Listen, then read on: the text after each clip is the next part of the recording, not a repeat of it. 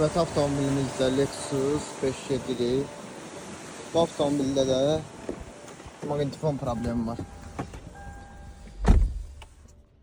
Radioda olduğu zaman və yaxud da musiqidə olduğu zaman ya xod verilir, ya xod alınır, ya da avtomobilin səsi çıxır kolonkalarından.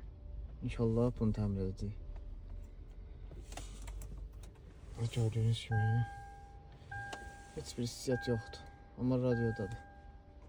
Xod versən və yaxud da multiroldan yenə işləmir. İnşallah bunu təmir edəcəyik.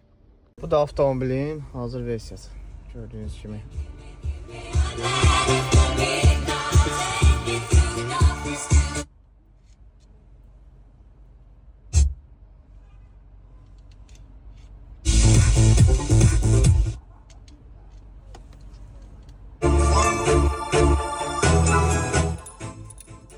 Tam ideal bir şəkildə təmir olundu, müştəriyə təhvil verildi.